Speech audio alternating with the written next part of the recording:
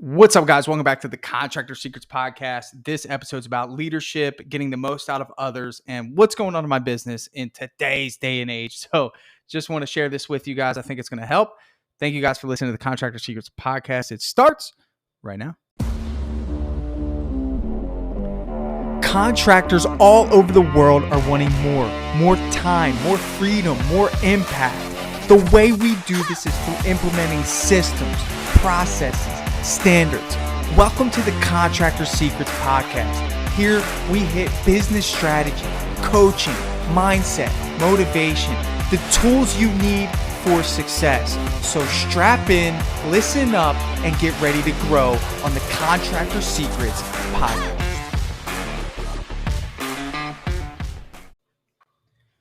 What is going on, guys? Back at it again. Oh man, it's been a fun few weeks in the premium painting world.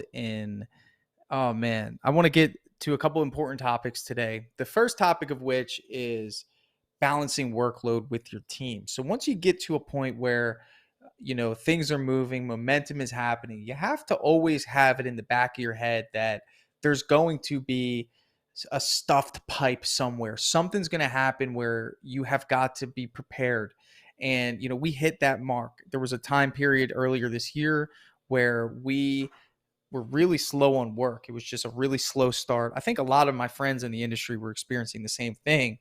And no excuses, just knew that I had to double down on marketing, had to get more leads, had to get more creative, do more estimates, and it paid off. And in so doing that, and for those of you that follow me on Facebook, sometimes I post about it, but we've taken on some pretty crazy jobs that normally we wouldn't take. And we are in the midst of it. And I just want to talk about, balancing workload of the team.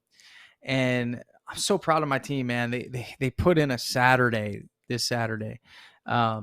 worked until 8:00 to get the job done.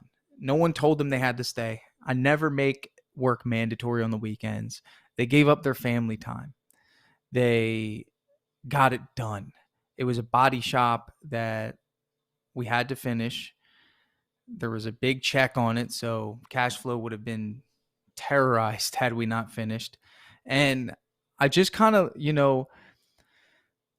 it's interesting when you don't ask for favors out of your team a lot, when you only ask them to do what's expected and you're thankful for what they do in excess of that. When you really need something, they'll come through for you. The right people will. And that's a good opportunity for you to see who's going to bat for you. And, it's interesting that it was like 6:00. We're down to the wire and there was just so much more to go. And I'm thinking in my head, I'm like, and here I am home with my family on Saturday. Like I can't even say, hey, you guys have to stay. I don't even have that in me. The job will wait. The cash flow will stop. I just don't care that much about business in excess of their family time and their rest time because we went hard all week. And as a leader, you really have to manage workload. And if workload is becoming excessive, you never want to allow your employees to outdo you in terms of value exchange because it's not their job. And I want you to understand that concept very well because I think this is something that's really helped me grow my business. It's really helped me find people that go to bat for me, go to war for me, and help me grow. I mean, ultimately, they're the ones out there doing it, and they're doing it with a smile. They're doing it with love. And I believe that they know that I don't utilize power over them when it comes to encouraging them to finish their work when they don't have to really. I mean, they're expected 8 hours. That's the exchange. The exchange is I come to work for you. I give you my best for 8 hours. If I do a poor job of scheduling, or if I take on work that is outside of what we're used to, and that 8 hours becomes 10 hours, and that 10 hours becomes 11 hours, and here I am getting frustrated saying, hey, we have to finish. Hey, we have to finish. Hey, we have to finish. Ultimately, what's happening is that it's an unfair value exchange at that point, even if I'm paying them more money, right? Ultimately, it's unfair. It's like, that's not what they signed up for. And I think we have to have that level of respect, is that if someone doesn't want to work on a Saturday, that doesn't that's not a bad thing. Like it's not not expected to. And I've never ran my business that way. I've never said, "Hey, you need to work on Saturday. Sorry, we have to get this job done." You can ask any one of my employees. I've never forced anyone to work on the weekend. That is my fault.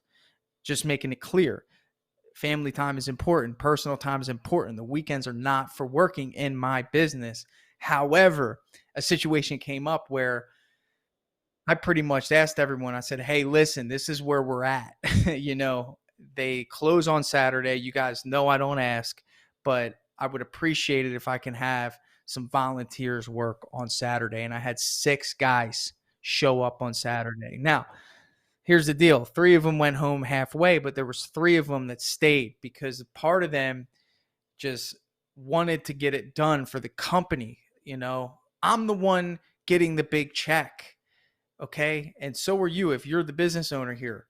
Okay. Yes, they're getting paid overtime, and I'm sure they're excited about that. But ultimately, in my business, they could have walked away. And I just felt that it was so fantastic that they stuck around, they got it done. And part of me was like, you know what? What can I do here? I mean, yes, they're working, they're staying late.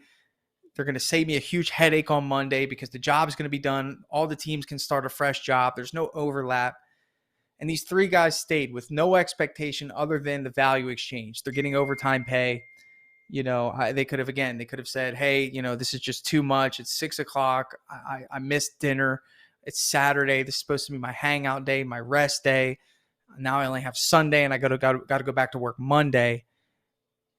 It's 6:00, Tanner. Sorry." And what that would have done is it would have brought us into next Saturday. We've had to delay this whole job for another week because, again, we're painting a body shop, so they're not open on the weekends. And they stayed, man. And and the whole day while this was going on, man, I had this like feeling that I wanted to be in battle with my team. I think, and those of you who operate your business the way I do, I mean, it's like, we win together, we lose together, and we get better together, right? Like that's just how I am. We're in this together. This is it, and during that day, even though when I was home with my family and doing my thing, with my kids, part of me was there with them mentally, knowing that, man, it's a lot of work for them. This is a big job, and I'm asking a lot of them.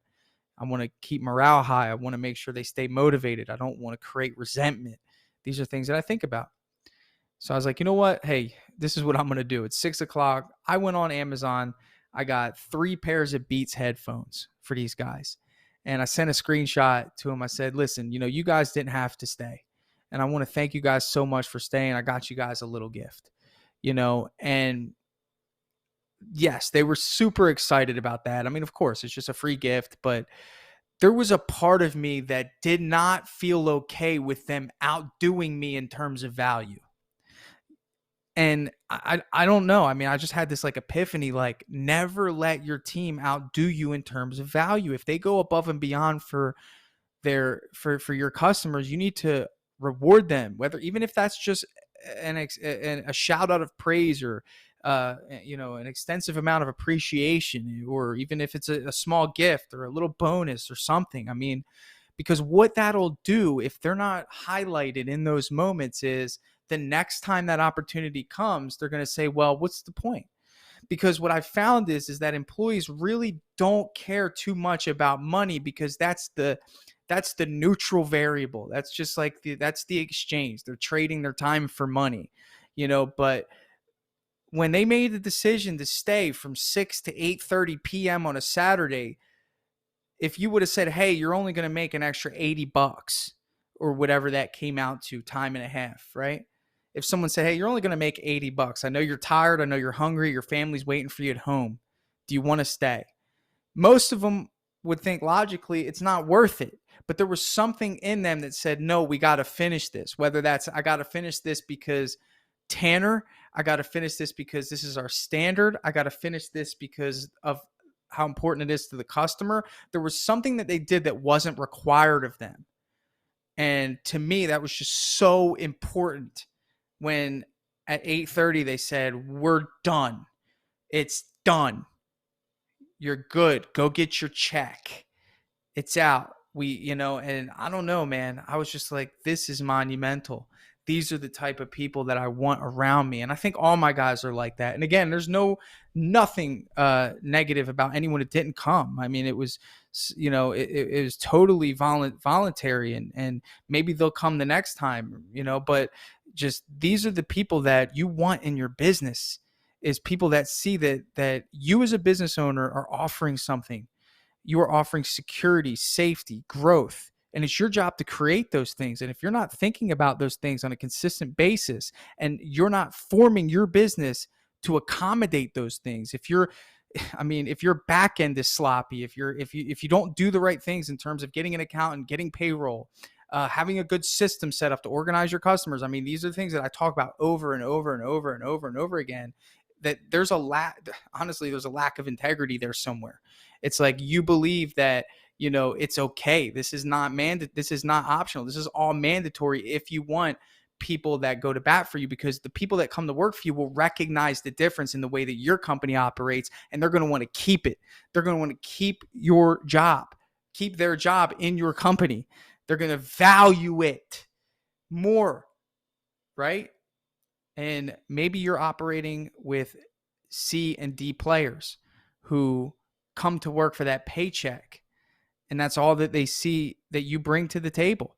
You've never invested deeply in conversations about what's going on in their world, and sometimes I laugh when I see people that just want to pop up and start a business and, make the money. I mean, that's cool and all, but you will not get far if you don't love people, and you don't nurture relationships, and you don't encourage others to be better and bring the best out of people. Leadership is about getting people to do things, not because it's what you want them to do, it's because they want to do it.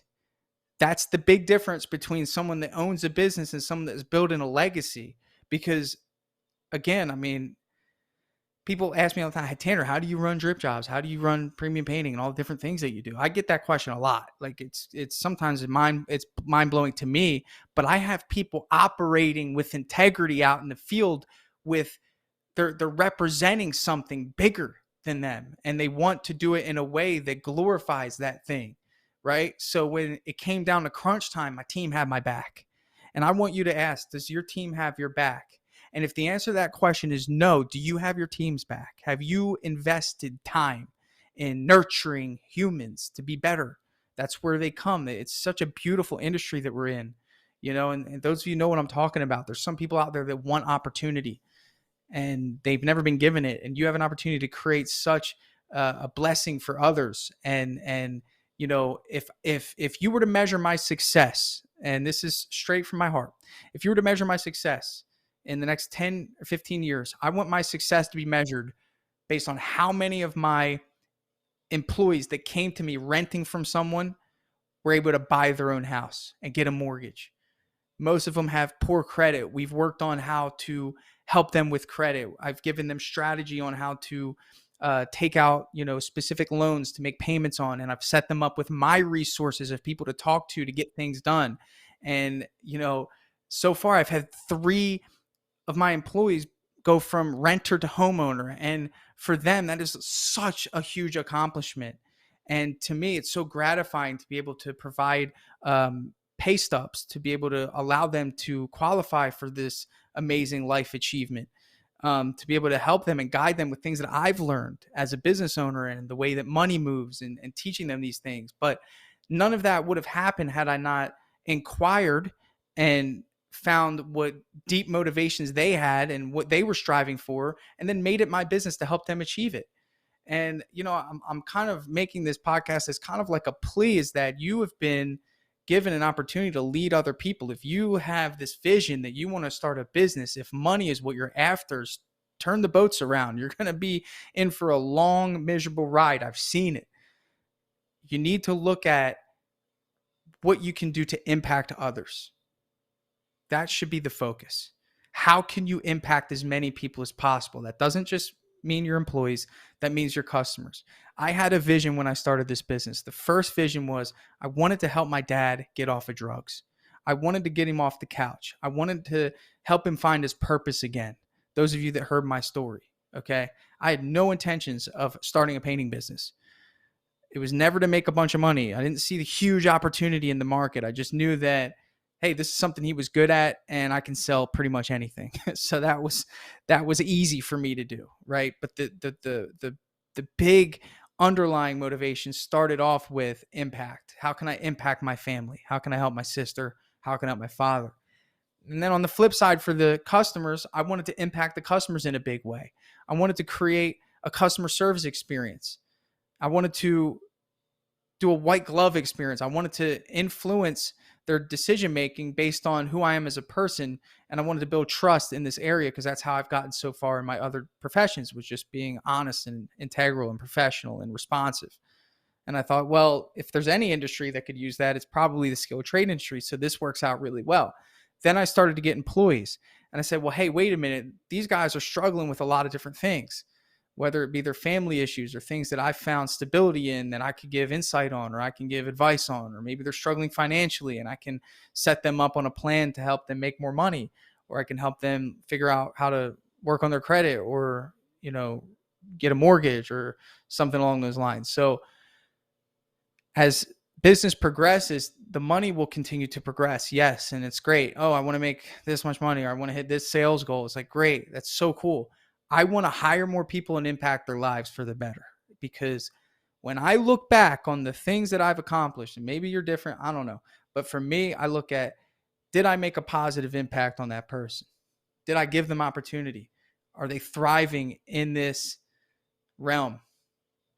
And if the answer to that question is yes, then I feel like I've done a good job, because money's coming, money's going. I don't really care about it. Okay. It's a scorecard. You need it, obviously, for survival in business, and it's a good metric to count, but it's not it shouldn't be your motivation. And if you don't make money your motivation, and you make it clear that it's not your motivation, guess what? Your team won't make it their motivation. They'll find other motivations. If you're out nickel and diming your team, well, guess what? They're going to nickel and dime you. Oh no, I'm not staying late unless you do X, Y, Z. Oh man, no, you got to pay me more for that, or whatever it is, right? And you could be creating that culture if you don't know any better. If you're charging them for mistakes, or if you're nickel and diming their hours, or if you're, look, if you're counting hours 38.75 and that's what you're putting on their paycheck, you're not just giving them the 40.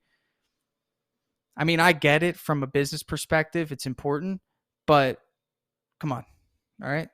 Like, come on, especially if you're in the trades industry, have a little leniency in the way you manage the money.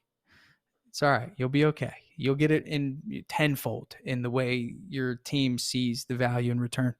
I can't tell you how many times people have worked 37 hours because, they were late to work a day or two, or they had something going on, and not intentionally, just, hey, I woke up late, man, and honest human like things. And then they see 40 hours on their check and they're like, hey man, oh, you didn't have to do that. Thank you. Like, yeah, man, it's all right. Just be more mindful next time. You're going to get much more out of people. Trust me. If you highlight good behavior, you're going to get more of it. If you highlight bad behavior, you're going to get more of it. And it's the same thing. I'm learning that with my kids. If my daughter does something that makes my wife and I frustrated, if we act with high emphasis about it, whether that be reprimanding in a tough tone or whatever that case may be, it amplifies her to want to do that action again. And if we praise something really good, she wants to do it again. And that's how I think we all are. I think we all need to be praised more often. I think we should be praising our team big time. In the same way we want to